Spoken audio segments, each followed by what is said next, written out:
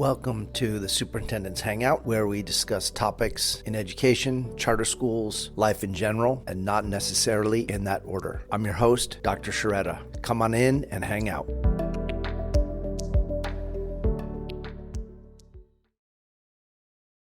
Just a note to listeners, the following episode includes some adult language and adult themes. In this episode, I had the chance to sit down with Juan Pablo Romero Fuentes. Juan Pablo joined us via Zoom from Guatemala. He is a teacher and the organizer and founder of the nonprofit Los Patojos, which is an educational organization, and then subsequently the development of a trademarked term that he calls El Patojismo, which embodies everything that is being taught in the schools. Juan Pablo and I discuss a wide range of topics, from pedagogical approaches to his reflections from traveling around the world and seeing schools and speaking with students in other countries, the role of his family, the love of his parents, the distinct difference between his experiences growing up in a loving, supportive household where democracy was the word of the day, and then what he experienced outside his family's house on the streets, and how he decided to take action to begin to change that in his homeland, which, as he expresses, is an immensely beautiful, inspiring, dynamic, and incredible place to live. I hope you enjoy listening to this episode and are as inspired as I was in recording it. Welcome, Juan Pablo. Thank you so much for coming on to the show and hanging out for a little bit. I really, really appreciate you making the time. I was wondering if you could start out by sharing your origin story. History matters, stories matter, narrative matters. And I think before we talk about the present, we need to understand the past that leads up to the present. So could you just share with our listeners who you are and where you came from and what your journey has been? Thank you so much for this amazing opportunity. It's an honor for me to be here today with you. And I appreciate that you have opened and that you have created this opportunity for people to express, to share experiences, and that is important. So thank you. Well, I come from a little town called Jocotenango. Jocotenango, it's a Nahuatl term. It's called the land of the Los Árboles Frutales, where a lot of fruit trees are. And I was born in 1983. I come from a very powerful, united family. A family based on education, a lot of religion stuff. My parents are very Catholic, so I grew up listening at them, talking to a lot of people. But everything that I'm doing right now, it's because when I was a kid, I saw things that I thought they were going to be a normal thing: violence, delinquency. I grew up in the 90s in a very tough environment. Outside my house, it was a very different reality. And it was very, very ironic, because it didn't feel that there was a huge difference or distance between the reality that kids were having in the street and the reality that you were having back home. It was a lot of things happening at the same time, but the negative aspects that I saw when I was a kid in the streets of my town, I never thought they were dangerous. It was something that was happening, and we felt, and we were part of things that years after we just realized, like, oh my God, I can't believe we saw that, and we didn't understand what was happening. And the people that were doing the things that now we're trying to change, they were not guilty of doing these things. They were part and the result of a system that has failed them for decades. So it's not their fault. So my neighborhood became very powerful because the people that were in charge of the neighborhood were very smart, but unfortunately they were very smart using negativity and dangerous aspects to control the territory. And I really like that. I wanted to be like them, and I met them, I talked to them, and I want to be like that. But My parents gave me education, and that was the reason that I talk about love, because that love that my parents gave me, that was the thing that was missing with my friends back in the street, you know. So I don't come from the street. I can't play, and I'm not gonna be using that narrative of, oh, you know, no. But I respect that, because most of my friends, they actually did come from the street. But that's a thing. When you have the ability and the privilege of having a house full of love and dialogue and democracy, that gave me all the strength that I have right now to understand why my friends had to deal and went through this path of sadness and violence, and you know, they didn't have that, you know. And it was not about money, it was not about resources, it was not about safety, it was about love. It was about somebody back home waiting for you to ask you, how was your day, what do you want to do, are you hungry, how do you feel, you know. These things are the things that are missing in the families in developing countries in Central America, you know, especially in areas that people don't have an identity. People don't know where do we come from. Our sisters and brothers from the Maya world, they know exactly where they come from, because they've been here since the very beginning. They own the whole thing. But people that are brown like me, that out of the sudden were like part of, you know, a community, we don't know exactly where do we come from. So for us, it's not uh, difficult to take a wrong path or take a wrong decision, because I don't know where to come from, so I don't know where I go. And a lot of the kids that I grew up, unfortunately, didn't have the chance to make that choice, didn't have the chance to have a family full of love, and everything that they found out on the street was the things that are destroying Latino America. You know, Netflix, it's not that fake, you know, when it comes to the narco show, when it comes to some description of the reality, based on things that we saw, and it's still happening. So that's my background. I am a normal Guatemalan adult now, brown kid that just want to have fun, that want to have power, that want to have control, that want to be part of something that matter, you know. And unfortunately, um, yeah, I did a lot of bad things when I was a kid, but I will never regret of my past, because that made me the strongest man that I am right now. And we have created a project and systems and schools now that actually work for a lot of people. And I like to talk a lot, so you don't interrupt me, I'm just gonna go. You have to interrupt me and make me questions. So the beautiful thing about this format is it has no end if we don't want it to have an end. So there is no time limit. Like it. It's not TV, and it doesn't cost more the more we talk. So all it means is that it's a bigger file to put on Spotify. That's it. So I wanted to ask you, as an extension of something that you just said. So you have this background of love and stability within the four walls of your home. The streets are a real contrast to that. The neighborhood's a contrast. There might have been love in the neighborhood or a sense of community, but it might have been aimed in the wrong direction from a lot of, you know, as you maybe there wasn't love. The sense that you're talking about being in the street and having the sense of community was a short-term sense of community, because a lot of people have died and they were going off, you know. But the sense of community back home was a long-term situation. Lifelong. And I was very lucky. I'm still very lucky, because my parents are my protector. They're still with us. And that's the thing that I believe education should be promoting, you know, love and that type of environment where you can actually be and discover yourself. Before you read and write, you need to feel and understand why you're feeling, you know, why are you like this? And that's the thing that is not available in education in Guatemala, for example. They don't care about who you are and what you want to do and how do you feel. I'm not sure how it works in the States, but when you get news from the States of a kid that came inside a school and is just shooting, that doesn't look that great, you know. It doesn't look like a good thing.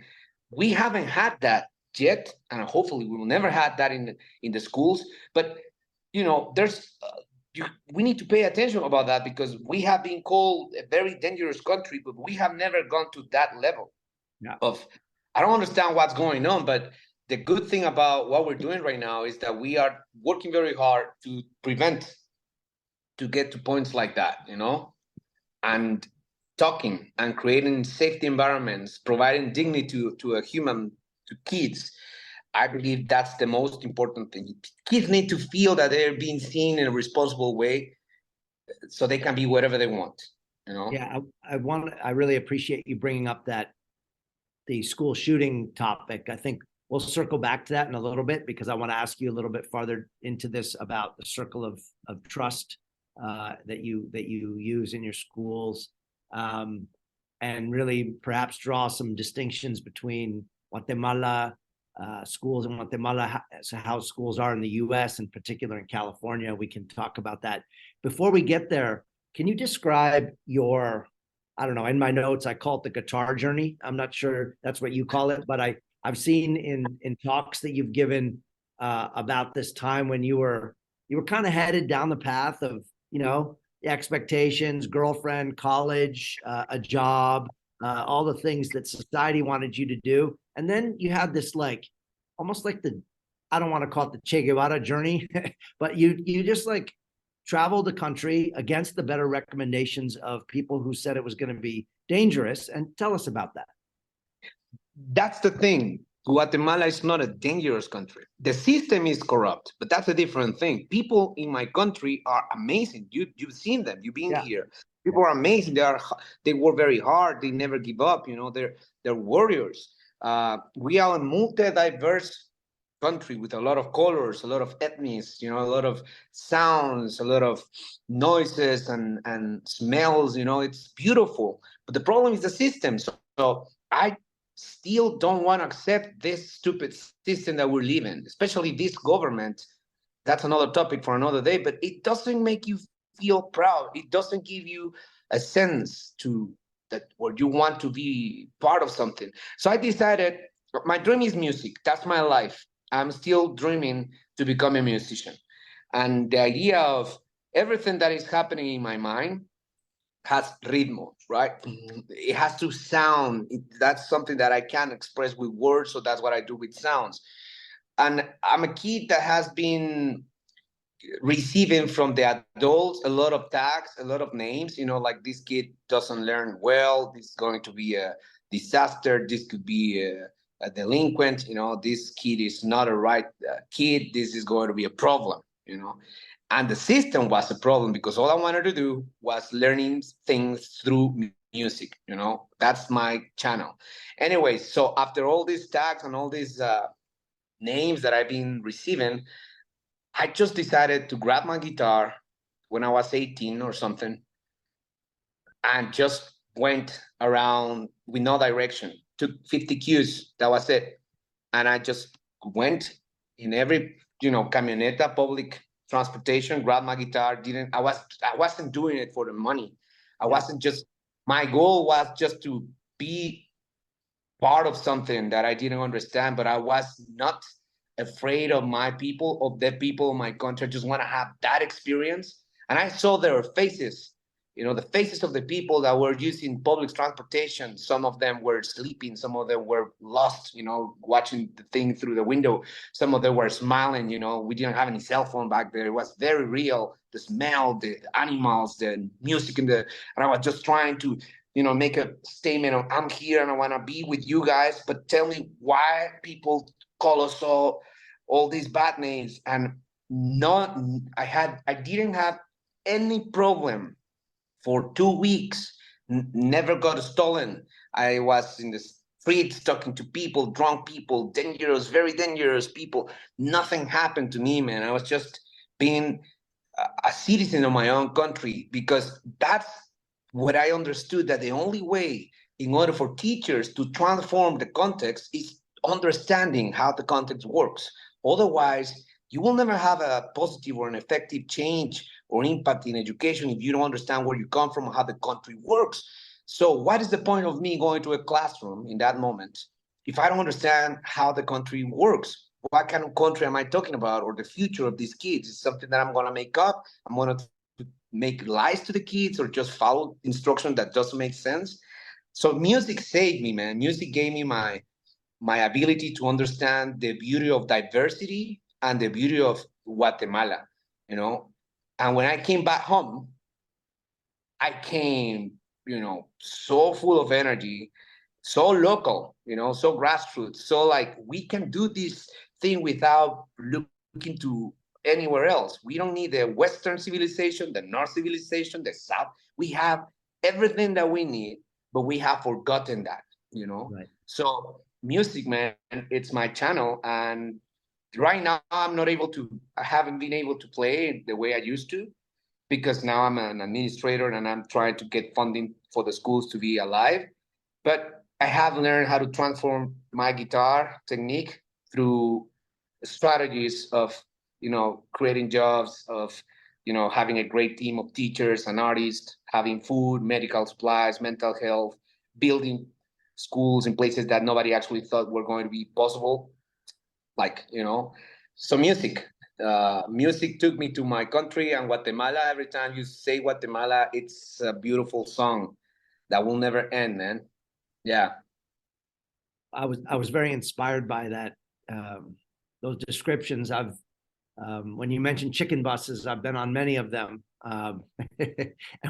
And I also, it was pre cell phone era when I was first in Guatemala in the early 90s. And so, yeah, you're often on there for a long time, right? Hours and hours at a time, going just like slow and winding roads. And yeah, The road that I was going through was Antigua, where I belong, and Jocotenango, Chimaltenango, Shela, Solola, Quiche. That was my path. And then I came back. I didn't go somewhere else, but that was more than enough because I saw more than I needed.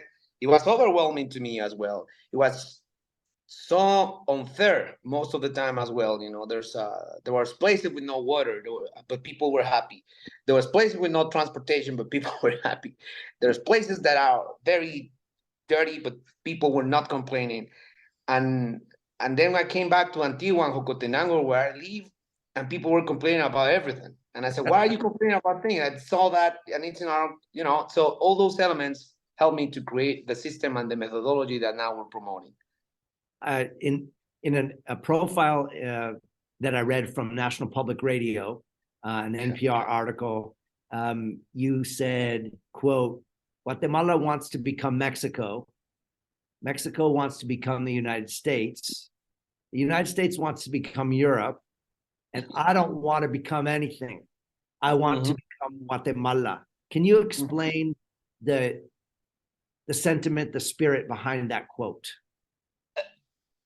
I don't want to sound negative or aggressive, but I think that we are so powerful, not from the ego way, but just for the chances of having intelligence and being smart and being creative, right?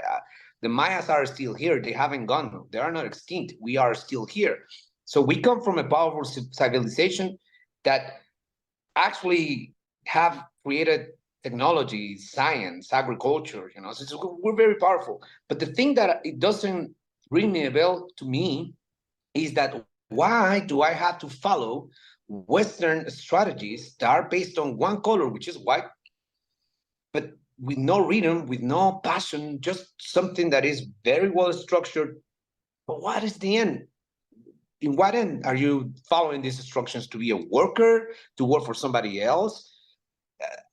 I don't think these are elements that work in Guatemala. So every time that people said, you should follow the European education, I was, no, I don't need that. I don't. First of all, I don't live in Europe. Second of all, I don't care what is happening in Europe.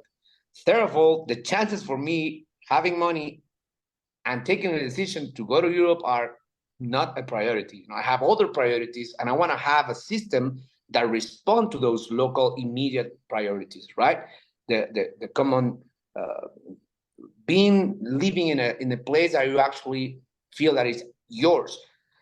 So the lack of identity it's the thing that make me say things like that. I respect the Mexicans and the state, obviously, but I don't want to be like that.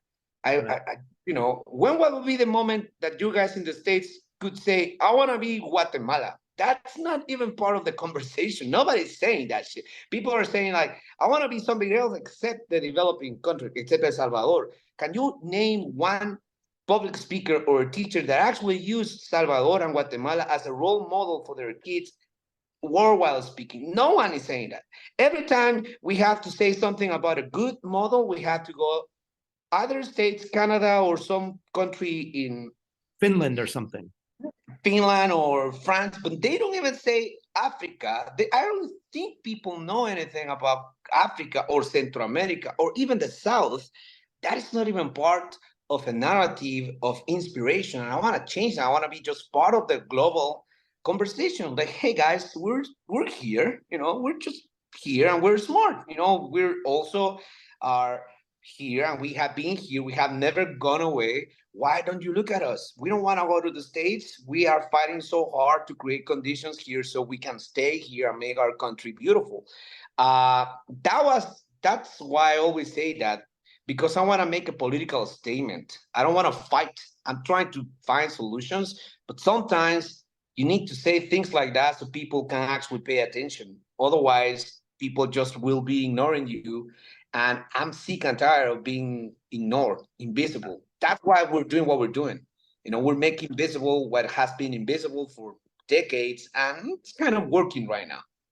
Yeah, one of the things that struck me about what you said was when you said that you don't want pity for Guatemala. You don't want charity for Guatemala. You want investment. Yep. But you don't want pity. And that you note multiple Nobel laureates, Mayan culture, amazing civilizations, the founder and the inventor of Duolingo, among other things, right? The irony is I'm sitting here, I'm having conversations in my world where we're talking about how can we give how can we assess our students in the languages we teach here using the Duolingo platform invented by a guy from your country. There you go. And the guy from our country it's a referent. It's very smart. And guess what? He is from Guatemala. Finally, things are shifting in a very good way. But that dude had to work very hard to get to the place where he is. Unfortunately, the rest of the country don't have that condition, but that's my job and our job. To create the conditions for more Luisas Bonans, female, whatever. It doesn't matter the gender, but the chances for you to succeed finally in Guatemala, I believe, are happening if you change the narrative from toxic charity and you start building the conditions for investment. So we talk about educational institutions, right, that can help the individual to accomplish their goals, their dreams, but also their economical needs in a short term so they become responsible citizens, right? The money factor, that is the thing that the systems in Guatemala and Central America have been very clever to take away and to eliminate from the speeches and the narrative. We are not allowed to talk about money, or we are not allowed to talk about how do we make money, because the money idea has been always in the hands of the people that control the nation. And so what's the point of going to school to get an education if at the end of the day you are not allowed, or you don't even know how to start your own business, how to be productive? So yeah, man, that's a complicated topic. So you did your tour around the country and you came back all invigorated and inspired, and you went to your parents and asked them if you could use your home to start a school, is my understanding. And that was the beginning of Los Patojos. And can you explain kind of how it grew and how your methodology is different from schools in the rest of Guatemala, where you made a reference a little while ago to the fact that there's very little care about who you are as a human being in those schools? My parents told me, they gave me the house, their family house. My dad is still a teacher. He built with my mom, which is the heart of the entire family, My mom hasn't had an official job, but she's very smart with the finances, and she's the queen of she's the powerful queen of our family. My dad, it's my dad, but you have to realize where the power is coming from. So my mom was in charge of everything, and she is still in charge of everything. And she told me with my dad that they were gonna give me the house because they love me. And I was searching for a place to start a school because in those years I was thinking I just wanna, start a school. I had no idea about the commitment and responsibility that I was going through. They gave me the house and they said, use the house, but respect the people and create dignities because that's what we have given you all your life. If you're thinking about making money, don't use our house and get out and find a job. But if you're going to be an educator and a community server, the best place that you're going to start is the place that actually help you to become what you are and use it with love and respect. So they gave me the house, man, my entire house. It's just my sisters were angry. It wasn't easy for my family. My sister, my brother, who lives in Spain, he's an amazing writer. He's still a little bit angry at me because he told me the other day we were both drunk, and he said to me, "I will never forgive you, man, because you destroy my childhood memories." Every time I want to come back to my house, back from Spain, and I come to the thing that you did, that is not my house, man. That is so it hasn't been that romantic thing that, oh, I opened the house and it was super easy. No, I went through personal issues, but my parents gave me the house. I named it Los Patojos at the beginning because my grandmother, mi abuela Beca, she came out in the street and named and yelled, Patojos! And all my friends at that time got together and we were drinking something. But then I realized that Los Patojos was not inclusive, so we had to change that because we were getting more responsible and more effective. Now it's called El Patojismo, which is a registered brand.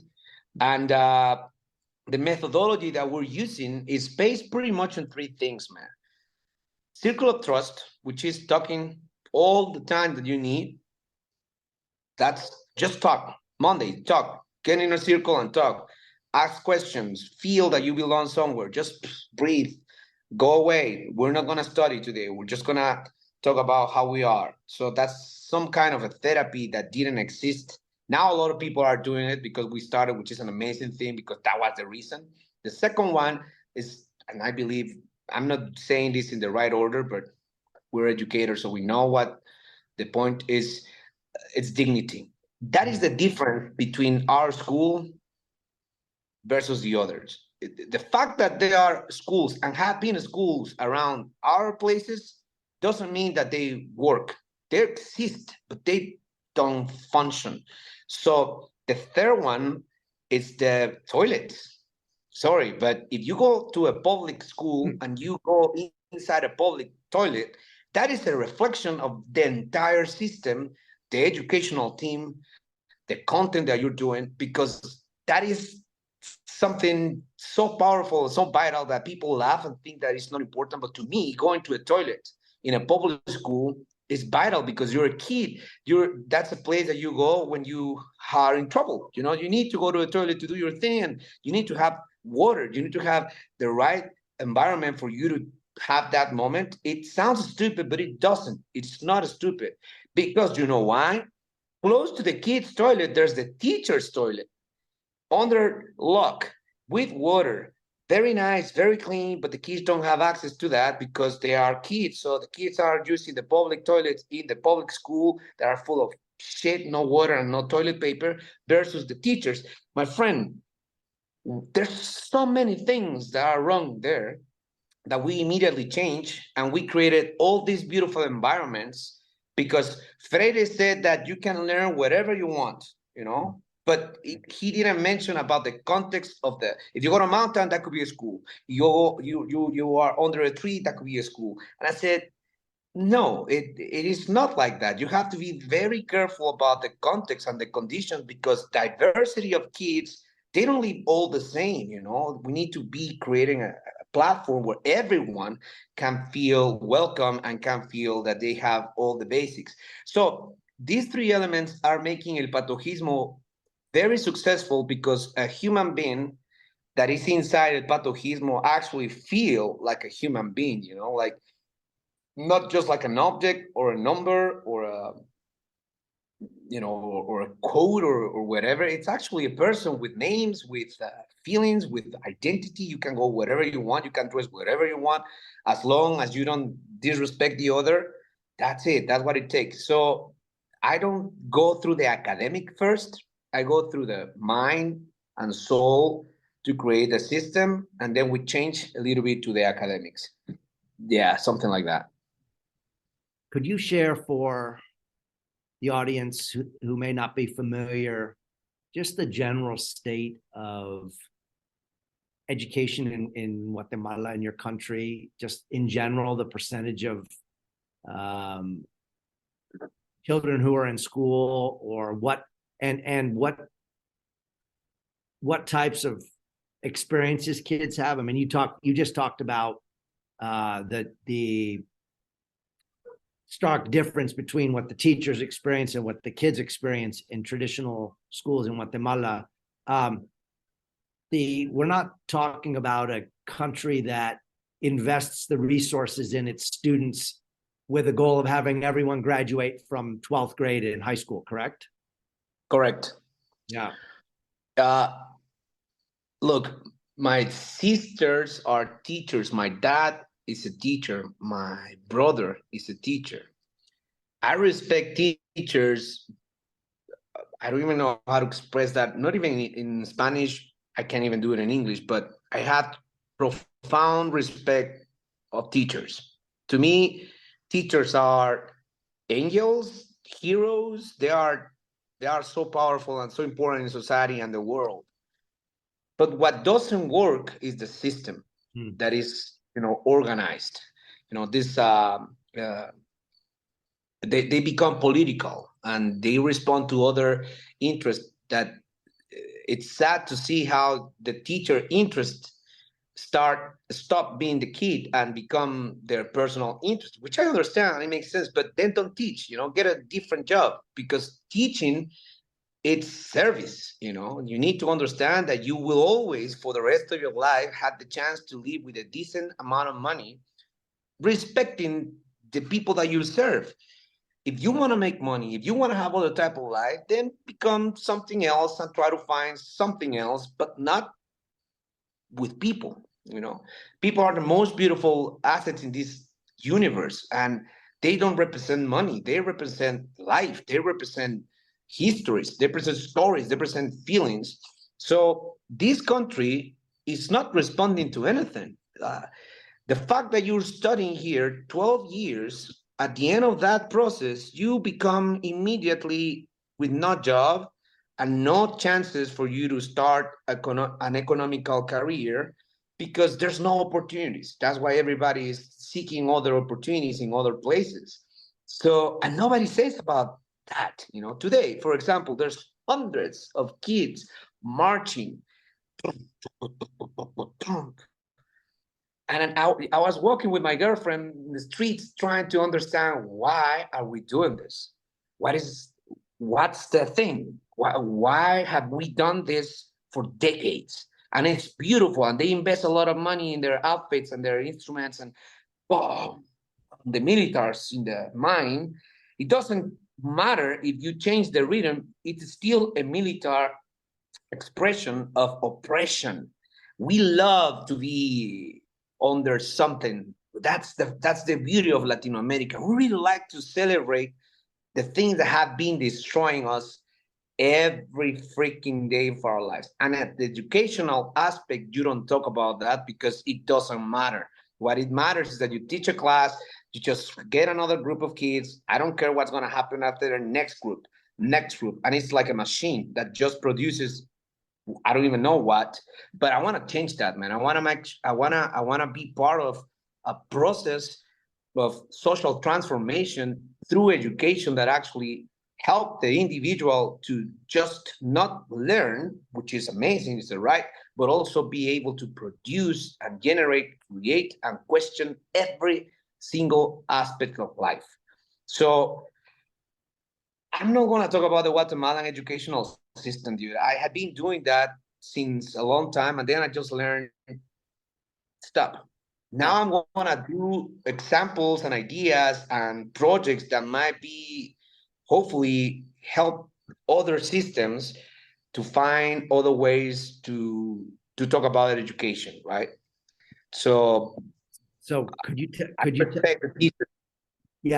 could extending on that thought, could you tell us a bit about what you do in your schools, in addition to the traditional classroom work? Because I understand there's an agricultural component, there's a restaurant component.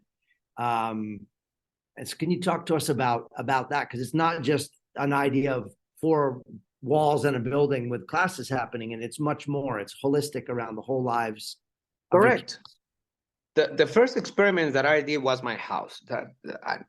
We were there for 8 years. And during these 8 years, I was knocking every year to the Ministry of Education. Is that correct? Yeah, that's right. And they said every year that I was not ready, that it doesn't look like. And I was like, come on, there's all the places in worse condition than my house. We have water here, we have food, the kids are safe, there's a roof. When it rains, it's perfect. When it's hot, it's perfect. What are the things that you need that I had to do with the team, with the kids, for us to be approved? And they said no. They say no. 2014, CNN Heroes came. Oh, that changed everything, right? Now, important. Now, as I was recognized by an international channel, immediately the educational ministry or whatever said, you know what? After all this year, we have considered you're ready. It's like, come on, man. I mean, anyways, the second phase of that was building centers that people never expected. If you walk in front of the school number 1, when we were building, I remember that the community were saying, because I never told them that we were going to build a new school. They were walking around. I told them, what do you think they're building there?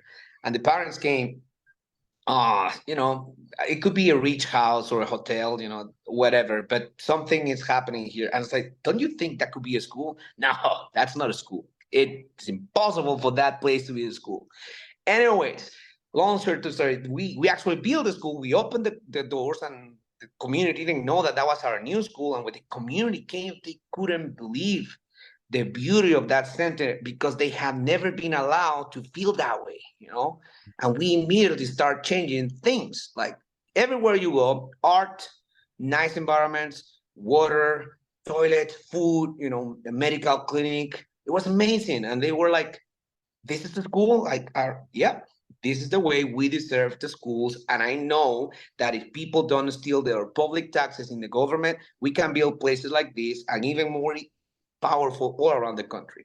The second one was even worse. The new one that we have been just recently opened, people thought that was a church, and because of the beauty of the facade, they said, oh, that's a church. That could be a lot of clinics. And I said, come on, man, why don't you think that could be a school? And I said, all right, we did exactly the same process. And when they came in, they were nuts. And I said, is this a school? Why don't you think people are not allowed to have this, Because it's been done by people that have all the time the power. So I think, man, that the schools that we're doing and building, it's not just education. Education for me is not even the word that I'm using as a priority anymore. It's element number 20, because at the end of the day, you choose and you decide when you want to learn and what you want to learn. But the first things that we are promoting, it's opportunities to talk and discover your passions, because our mainly goal is to keep the kids in Jocotenango and in Guatemala. And that's going to be a long fight, a long struggle to make them understand that they are able to stay here, because the opportunities and resources that we're giving them, the food, the agriculture, the kitchen, the English, the robotics, technology, programming, sports, math, community service, love, respecting, inclusion, those elements are so powerful that are actually making people feel happy and with a purpose to come back. School, when we said that we are not going to have classes, the kids get angry, man. They actually go and find, wow, come on, man. Instead of a public system, when you say there's no classes, the kids clap, hey, because they don't want to see the teacher. They are tired of going there. We don't have that. And that's, to me, a beautiful thing. I know you've traveled for your, I know you've visited the U.S. and you visited Europe. You visited different countries. Have you had a chance to get into classrooms and in schools to kind of do your own kind of comparison between what you've seen and what you see back in with el patojismo, and if there's similarities or differences? I went a few weeks before COVID started. I was in Hong Kong. I was invited to give my first keynote official public lecture. Yeah. And the room was full with 700 to 800 professional teachers with PhDs from all around the world, because in Hong Kong, these international schools are only packed with international teachers, right? So it was the most hard experience for me, because there I was, this brown kid that learned English by himself, trying to share some information to the, intellectuals of education, right? Hong Kong, to me, is the best place I ever had the experience to realize the powerful and the impact that a well-organized educational system has, the meaning of it. There's a reason to organize and plan an educational system. It's Hong Kong. But it's so powerful that kids are killing themselves because it makes them feel so sad and like a robot. So I was there and I was feeling amazing. It was, oh my God. But then I start feeling like, wow. So if these kids have already gotten to a place that they have everything and they have accomplished everything, what is next? And then I was thinking, fuck, like Guatemala is not even like it doesn't make any sense, right? So I need to go back to my country and find something, because these dudes have already found answers for everything except happiness, except love, except being human, except being in love, except embracing the most valuable things that a human being has, the life. They have become robots, automatas. So I was like, what the hell?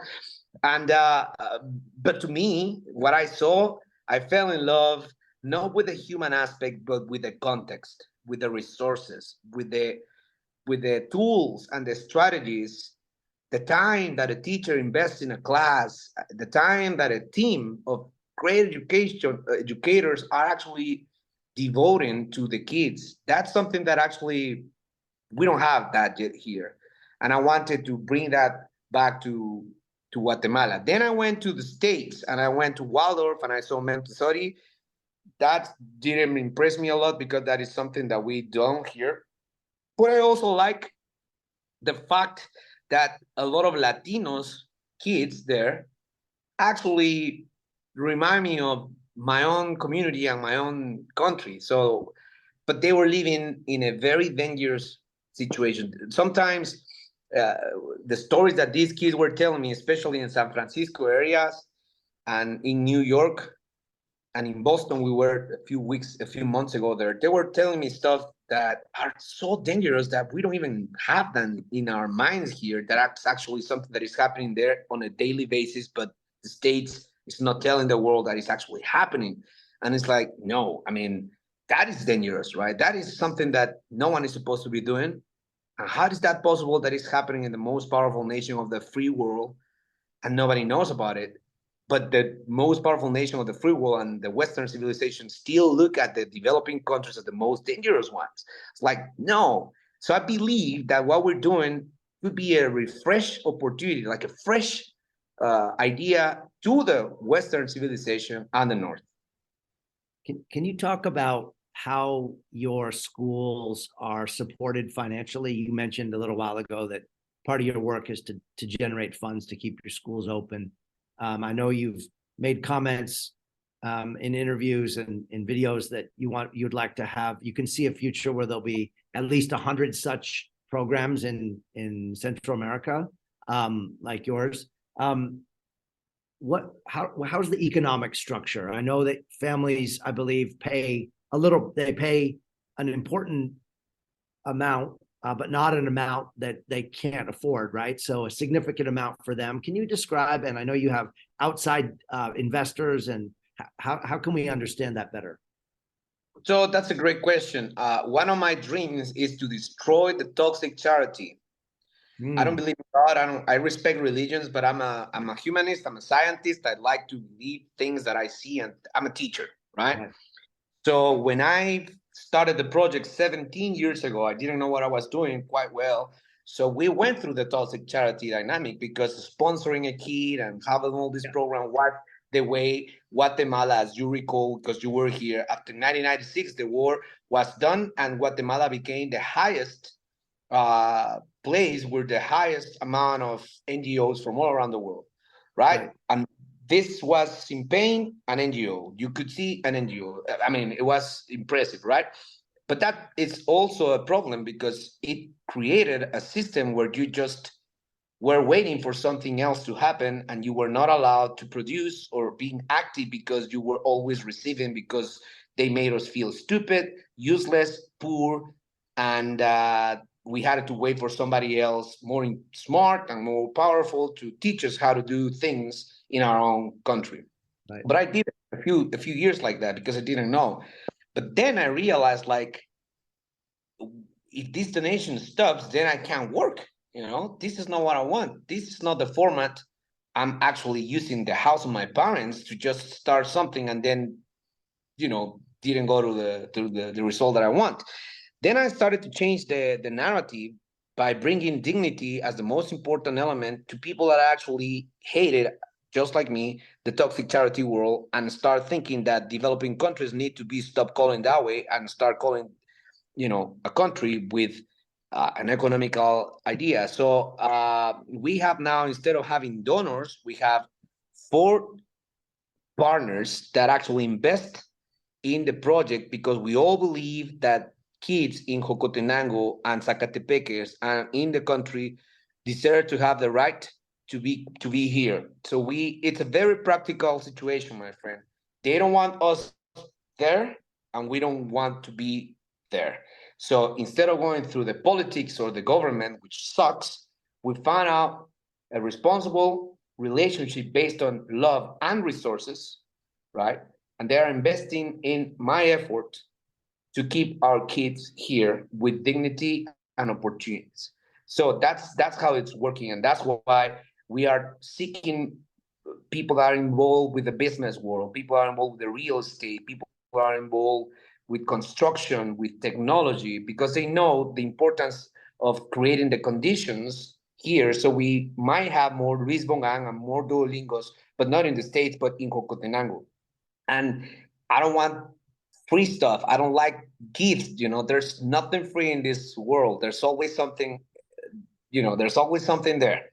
So I made the community to invest. Say, instead of drinking every freaking month, my friend, as a father, right? Stop drinking 5 beers, save that money, and start investing that in your kids' education. It's gonna give you pride.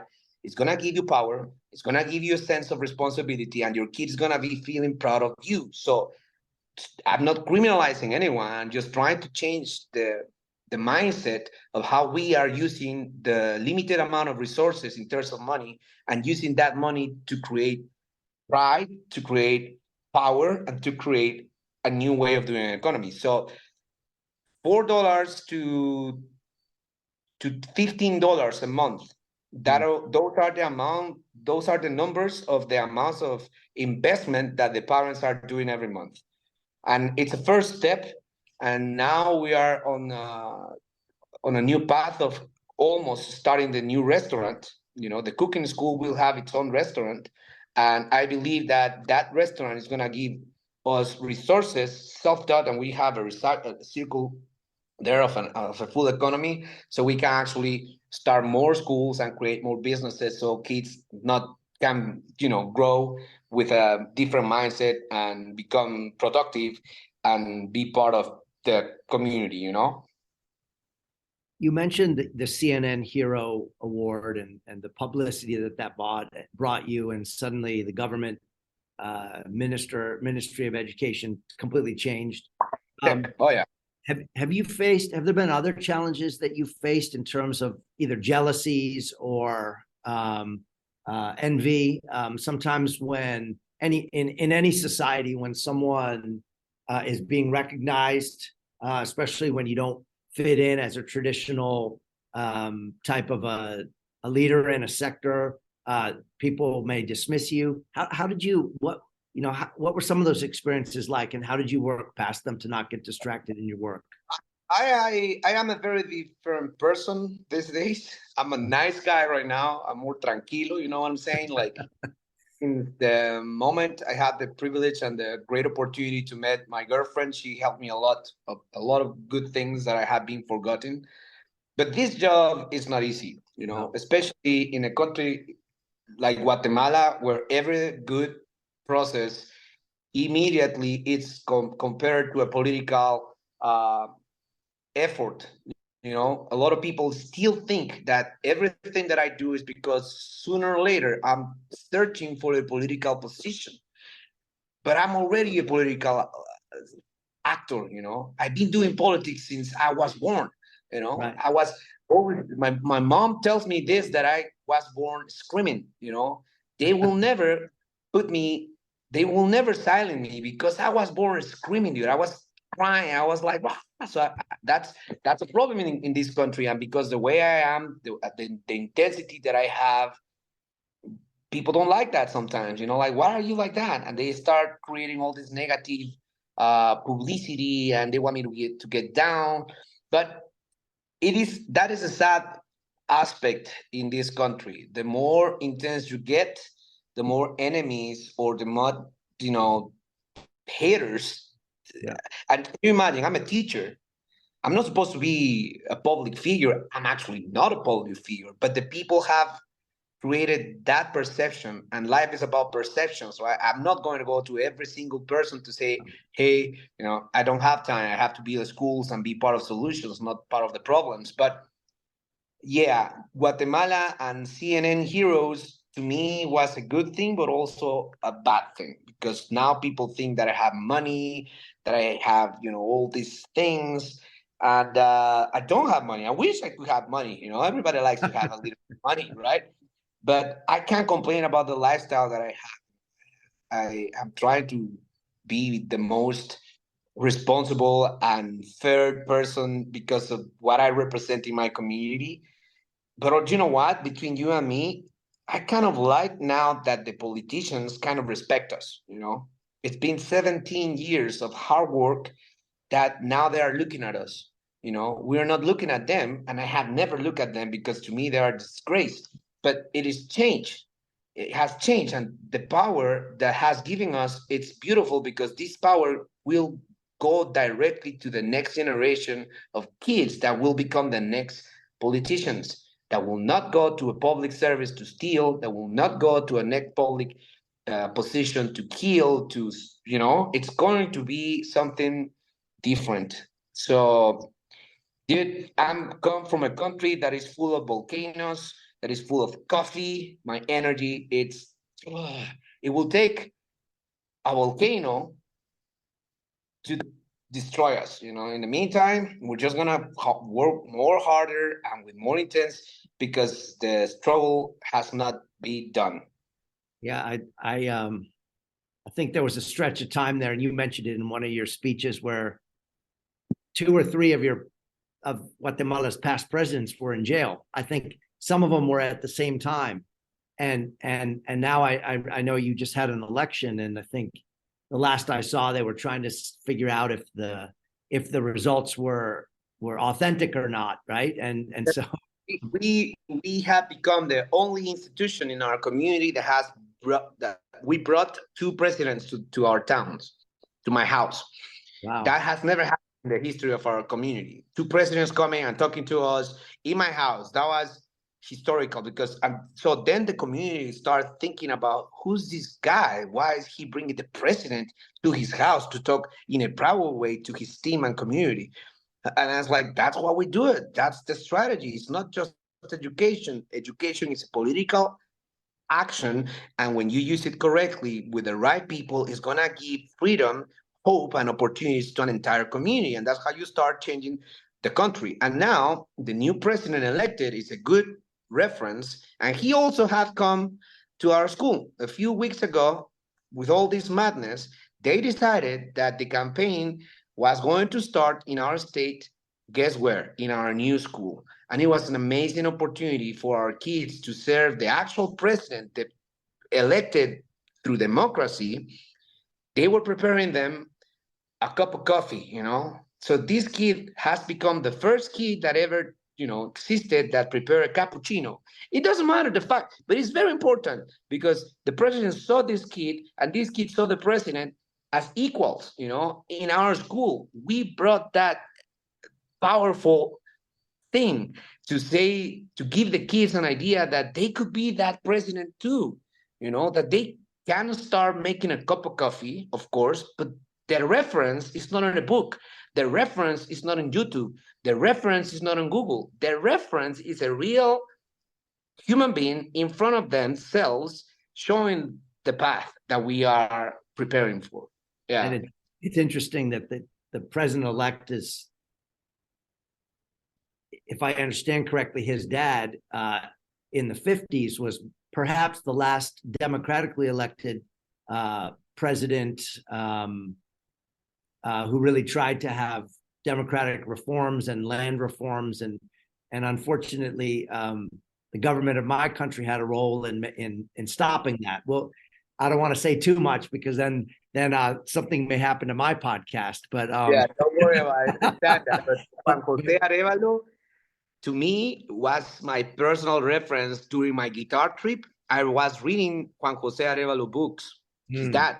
Yeah. He created the Arevalismo, which is spiritual socialism, which basically it's based on the el bien común of the people. That's it. Yeah, I fell in love with that. But I never thought that I was going to be part of El Arevalismo. I'm going to be 40 years in a few days. But when I was 39, his son came and he approved what his dad was fighting for.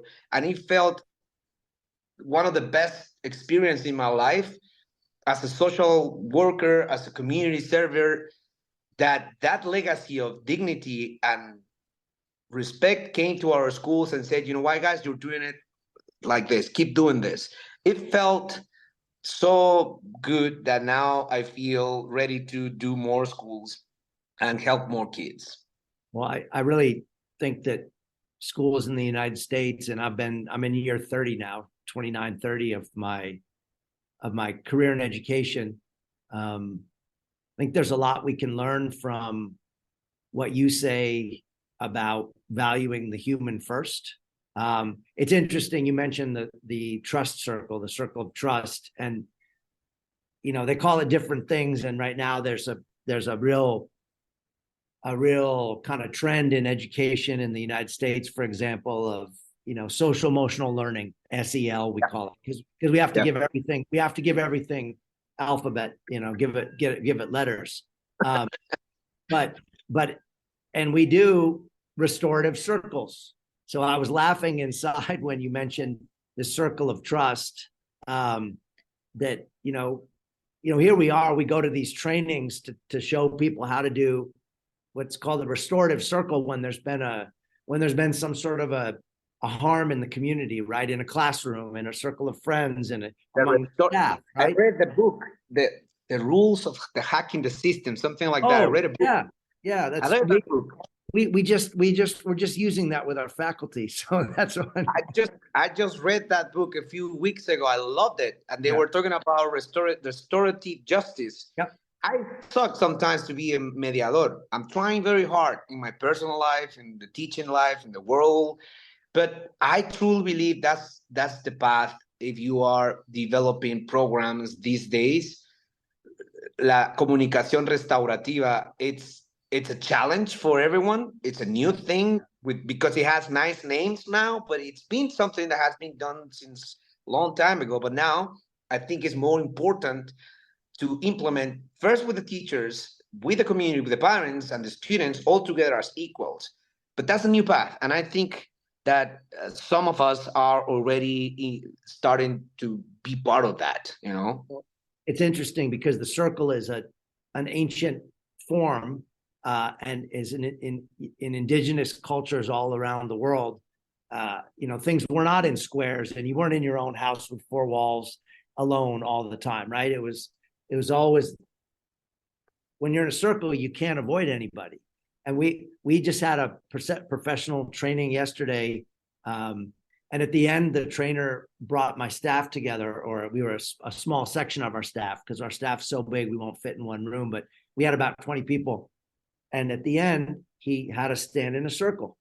So we'd been working and in groups and, on Google Docs and all this. And then afterwards, he's like, put your computers away, stand in a circle, and think about one thing that either affected your head, your heart, or your feet. Your feet would be something you want to take action on. Your heart is, what do you feel? And obviously your head is, what are you thinking? And here's all these professionals who have been doing this for years and years. And it's totally different when you got to stand in a circle and your colleagues are all around you, right? And it's an honesty thing too. It's an openness experience. And it's so powerful. It's so simple. It's not easy, because the simple things in life are not easy, but they're simple. Correct. Simple things aren't easy. I don't know why the system thinks that when you say it is easy, that's a simple thing to do. It's not simple. It has an amount of a lot of effort and a lot of fear there to do a simple thing. It's not just easy. And, has another important thing is that teachers in the project that I'm running now is that I don't meet with them a lot. I'm just leaving them be themselves. I have freedom of decision in a classroom, as obviously in a professional way. But that fact that a teacher can be a creator and an artist, that can sing, that can be in charge, makes them feel powerful, because they don't have time to be following my instruction. I don't need them to do what I want. I need them to do what the kids want inside a classroom all together. But that's their little environment. The less you talk to me, the more time you have with the kids. The less you go to the street to wherever, the more time you go to your kids. And these kids really need you every day. They need you, not me. And this is an experiment that I've been doing this year. And I'm so happy with the results. I see teachers that are happy, teachers that are in charge, teachers that are trying to figure things out, to getting things for the kids, So I'm like looking at them and I said, this is a beautiful community, We're not going to waste time about my ego, about, oh, come on, let's sit down. We have a meeting right now. Like, why? Let them be, There's no rush. We have been here since a long time. Give the chance for every teacher so they can feel trusted, they can feel powerful. And if they need help, they are going to ask. But if they don't need help, let the kids have fun with the teachers. This is something that has never been done in this system, because teachers actually spend more money in meetings than actually in things that can be do with the kids. So this experiment is also another thing that is making our schools different than the rest. The less time with principals, the more time with the community. I forgot about that. I'm not sure what I'm saying this, but I just forgot about that. It's very interesting. I really appreciate your time. You've been very generous. I know you're busy. I know it's Independence multi-day celebration and parties. I have one more question for you, but before I do that, is there anything that you would like to mention that we have not talked about today that's that you were hoping that listeners could hear and know about your work and your students, your teachers, your community, your vision? Well, I think something that I would really like people to understand is that Guatemala is not a violent country. Every time you read about or hear about the country, I ask people that do not be very harsh on us. We are a powerful country. I always say this to my friends around the world, that the country itself, it's in a position that you can use this analogy. Guatemala is a heart of an entire continent. If you actually go to the map, you will see that it connects the south with the north. We are so beautiful, so powerful. We have a beautiful weather, beautiful people. We are more than that. We are a bridge that connects the south and the north. We are the heart that keeps this continent alive. And if you go around Estados Unidos and you see the Latinos there, every time you see a Guatemalteco there, you will never see a Guatemalteco in a jet or traveling. You will always see a Guatemalteco or Guatemalteca working, Yeah. doing things, making decisions, saving things, creating things, and gaining their money with hard work. You will never gonna see a Guatemalteco complaining, about they have to, because that's how we are. So imagine their country that they come from, so powerful. So my friends, if you see a Latino there, don't judge them, just help each other. That's our job. We don't want to go to your country. It's not a nice thing. I don't like that idea. I respect your country, but it's not the best thing that exists in this planet.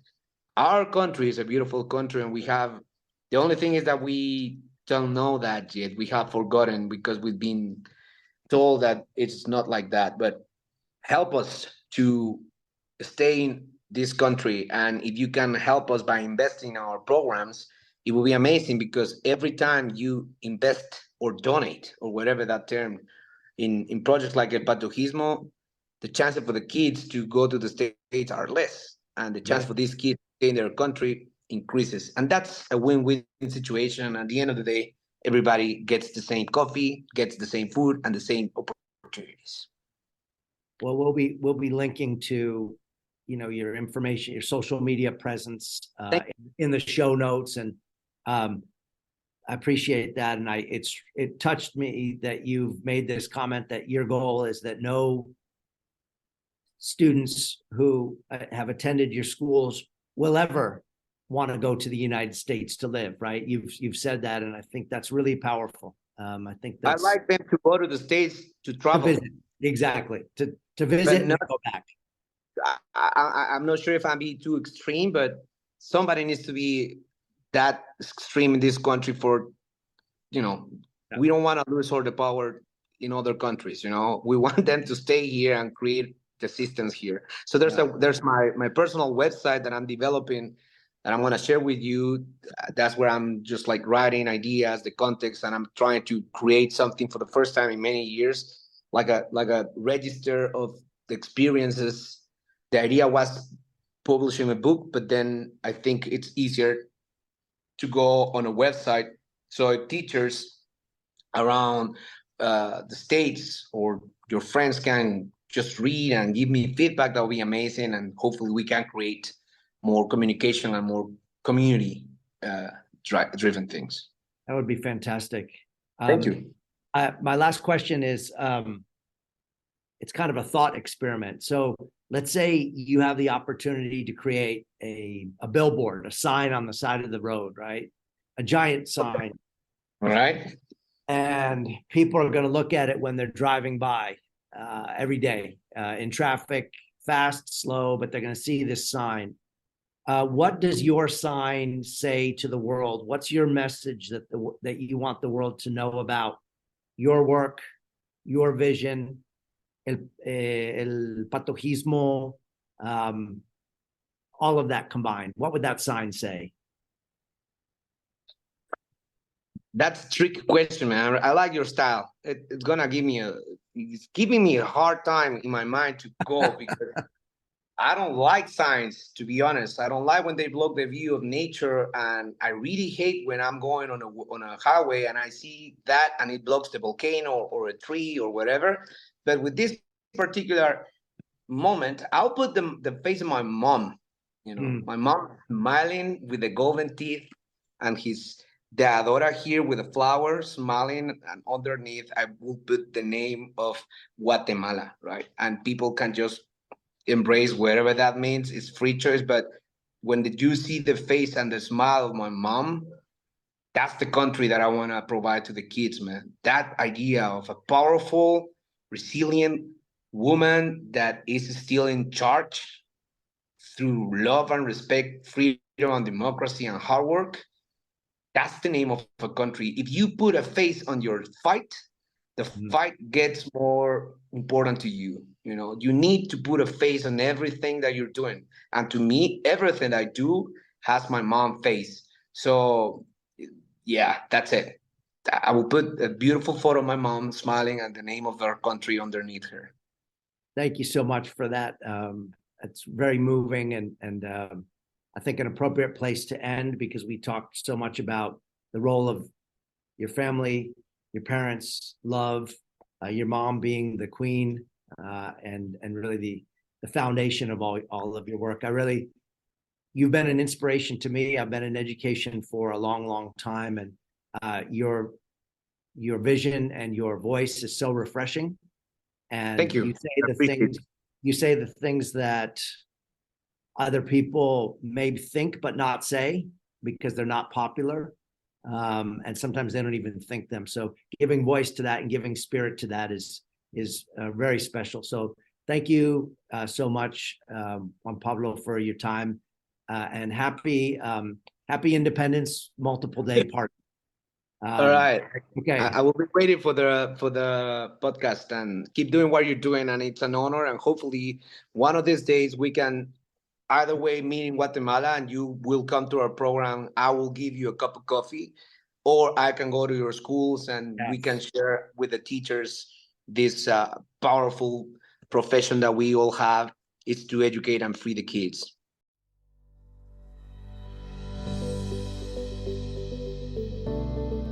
Thank you for listening to the Superintendent's Hangout. You can follow me on Twitter at DVS1970. Please be sure to share this show with friends and family on social media and in the real world. Thank you to Brad Bacayal for editing and production assistance, and to Tina Royster for scheduling and logistics. Thanks for hanging out, and have a great day.